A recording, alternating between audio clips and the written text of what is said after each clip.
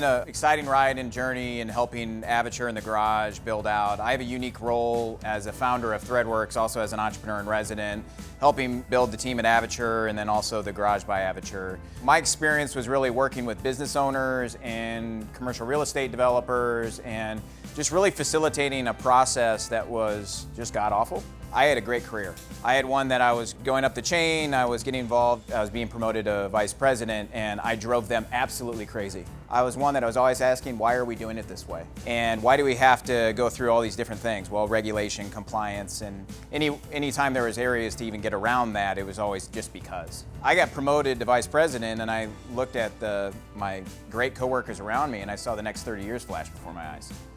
And I just said, I can do more impact on helping the financial world as an entrepreneur than I can actually do it within the banking industry. In particular with commercial real estate, in these multi-million-dollar transactions that a lot of emails are going back and forth and there's a lot of people who are involved in the process, working in this way, there's a lot of lack of transparency and delays, and there's a lot of risk involved because they're using really antiquated ways to do business, and it's slowing down the process. And so I jumped out of the airplane of my career, if you will, and decided to not stop being an entrepreneur and start doing something about the problems that I was seeing. About a year ago, I was building a software technology that was focused on banks. I knew how to solve the problems that I saw there, which was a lot of these inefficiencies that I was talking about.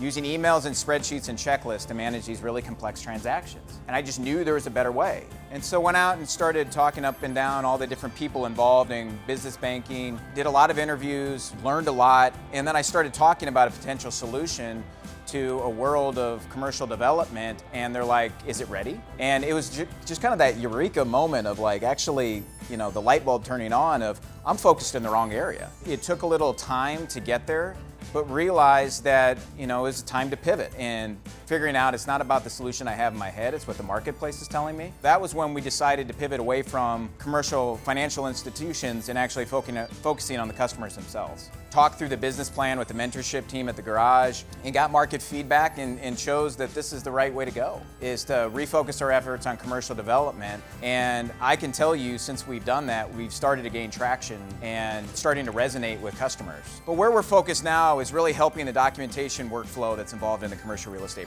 process. By focusing in on who the customer is, we're really focused on what value they need in their experience. And it's been really empowering and amazing to focus in on one customer and the difference that it can make.